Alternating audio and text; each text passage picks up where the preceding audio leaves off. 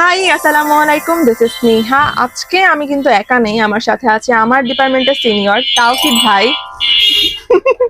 আমাদের প্রত্যেকের লাইফের অনেক বড় একটা ইনফ্লুয়েন্স আছে তাওহিদ ভাইয়ের। তো আজকে আমরা কথা বলবো তাওহিদ ভাইয়ের সাথে। ভাই কেমন আছেন? আলহামদুলিল্লাহ ভালো। ভাই বললে আমি নাকি তেল দিব না কারণে। হ্যাঁ, আমি কি তেল দিই? অ্যাবসলিউটলি দিল্লি।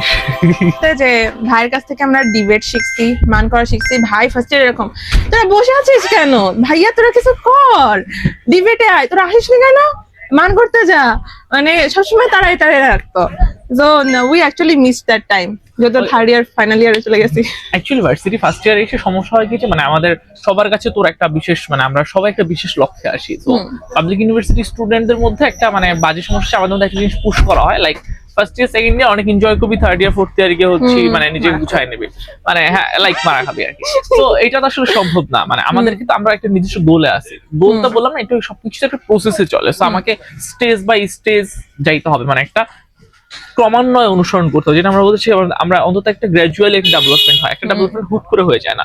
তো বেসিক্যালি তুই যদি ফার্স্ট ইয়ারে এসেই তোর কাছে ওই সময় অনেক চাহিদা থাকে, অনেক ডিমান্ড থাকে, তুই নিজেকে এই করবি ওই করবি। তুই মনে কর ভার্সিটিতে এসে তোর বাবার যে গোলটা, মায়ের যে গোলটা, তো পাবলিকান হিসাবে তো প্রত্যেকটা গোলই তোর মধ্যে তখন কেবল তরতাজা থাকে। তো এখন ওই মুহূর্তে যদি তুই নিজেকে না গুছানোর ট্রাই করিস, তাহলে আসলে কখন গুছাতে পারবি না। ফার্স্ট ইয়ার একটা ইউনিভার্সিটি স্টুডেন্টের মেইন কাজ হচ্ছে নিজেকে গুছাই ফেলা, যে আমি কোন দিক যাইতে চাইতেছি, আমার গোলটা কি হওয়া উচিত। বাংলাদেশের মধ্যে জায়গাগুলোতে স্টুডেন্ট বের হয়ে কি হয় জানিস, ওই যে ফাইনালের আমি তো এরকম একটা দোকানে বসে হতো যে এই বাংলাদেশের শিক্ষিত মানুষের অভাব নাই, শিক্ষিত বেকারের অভাব নাই, সরকারের নজর নাই। এখন সরকার নজর তখনই দিতে পারো যখন স্কিল, যদিও সরকার এখন অনেক লিমিটেশন আছে। কিন্তু আমি সবসময় এখনো বলি বাচ্চাদেরকে, ভাই তুই যা করো স্যার না কর, একটু এক্সট্রা কারিকুলাম রাখ। শুধুমাত্র একটা জিনিস আসলে কখনো ইউনিভার্সিটি সার্ভাইভ করা সম্ভব না, তুই শুধুমাত্র একাডেমিক দিয়ে সার্ভাইভ করতে পারবি না। ডেভেলপ কান্ট্রির স্টাডি কারিকুলাম আর আমাদের কারিকুলামের মধ্যে হিউজ তফাৎ। বাট ওরা হচ্ছে বেসিক্যালি কখনোই আমাদের একটা বিষয়কে, আমরা যখন একটা বিষয়কে হচ্ছে অনেক বেশি করি, মুখস্থ করে যাব, পড়ে লিখে আসবো, ওইটা তো অনেক মার্কস। তো তোর মুখস্থ, আমাদের জাজমেন্ট হয় বেসিক্যালি কোন জায়গায় জানিস, মুখস্থতে। সো বেসিক্যালি এই জায়গাটা থেকে ওরা অনেক আগে বের হয়ে আসছে, ওরা কি করে প্র্যাকটিক্যাল লাইফে যায়। সো একটা মানুষ যদি জাজমেন্ট করতে হলে তার ওরা 3টা সার্টিফিকেট প্রোভাইড করেছে। ইউএসএ তে এখন এই স্ট্যান্ডার্ড মডেলটা চলতেছে। সো ওরা কি করে, স্কুল লেভেল থেকে 3টা কারিকুলাম জাজমেন্ট করে। একটা হচ্ছে তার মেরিটোরিয়াস সার্টিফিকেট, মিন্স হচ্ছে সে কত ভালো পড়াশোনা করতেছে, যেটা আমরা অলওয়েজ নিই। দ্বিতীয় সেটা হচ্ছে তাকে ল্যাঙ্গুয়েজ প্রফিসিয়েন্সি, হচ্ছে সে একটা নতুন ল্যাঙ্গুয়েজে কত ভালো করতে পারে। আরেকটা জিনিস সেটা হচ্ছে যে তোর এক্সট্রা কারিকুলাম অ্যাক্টিভিটিস। অর্গানাইজেশন গুলো কি চিন্তা করে যে আমি একটা লোকেও, সে ম্যানেজারিয়াল স্কিল অনেক ভালো হতে হবে, সে মোটিভেটেড থাকতে হবে।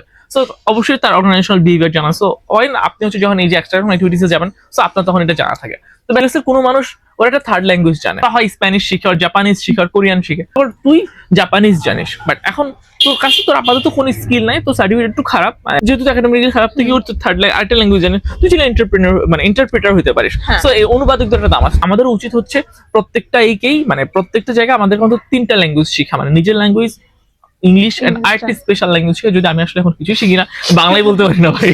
তো বেসিক্যালি এই 3টা জিনিস শিখা, এই জন্য বলে হচ্ছে আমাদেরকে ওই 3টে স্ট্যান্ডার্ড মেনটেন করা, কারণ আমাদের স্ট্যান্ডার্ড ছাড়া পৃথিবী চলে না। সো এই 3টে স্ট্যান্ডার্ডকে মেনটেন করে নিজেদেরকে একদম ফার্স্ট ইয়ার থেকে গড়ে। যখন আমরা ফার্স্ট ইয়ারে আসি, আমরা আসলে ক্যাম্পাসে কিছুই জানি না। ওই সময় যদি আসলে প্রপার গাইডেন্স না পাওয়া যায়, তাহলে লাইফ এখানে থাকলেও এখানে চলে আসবে। এসে গাইডেন্স পাওয়া বলতে হচ্ছে যদি কোনো কিছু না পাওয়া যায়, ওন মোটিভেটেড থাকা উচিত, এটা অনেক বেশি ইম্পর্টেন্ট। ভাইয়ের কথার ভিতরে অনেক শব্দ চয়নে বোঝা যায় যে আমরা পাবলিক অ্যাডমিনিস্ট্রেশনের স্টুডেন্ট।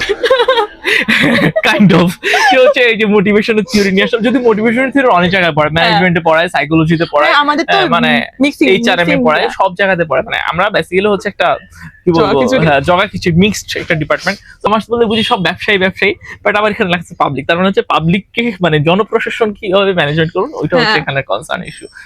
মানুষের সাথে বসে চা খাইলে অনেক কিছু শেখা যায়, একটু বন্ধ করলে হয় না।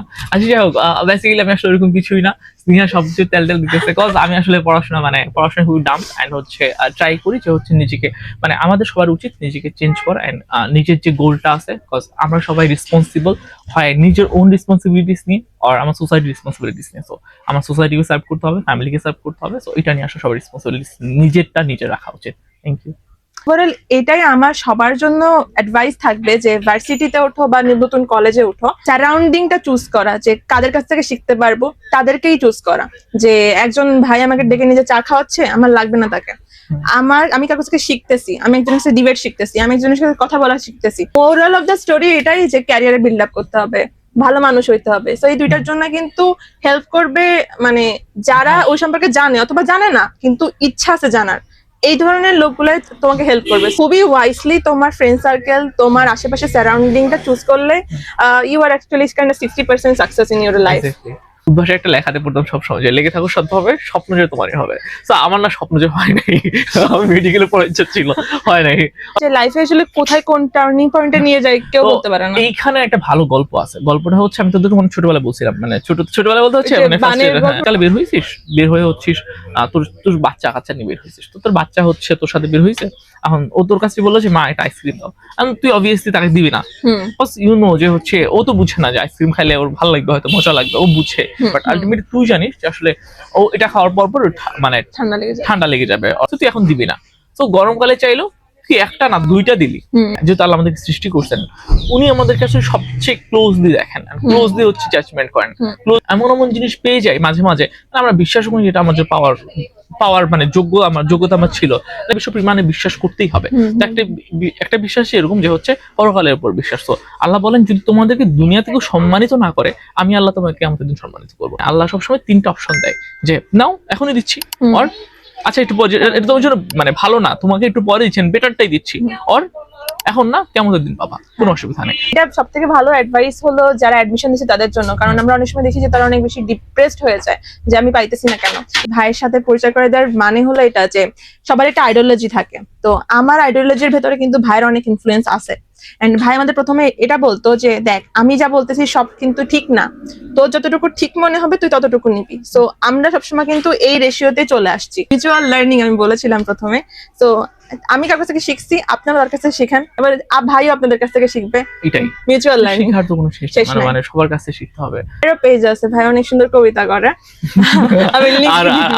আর বলিস না প্লিজ। তো ওকে, ওকে, আল্লাহ হাফেজ। আল্লাহ হাফেজ।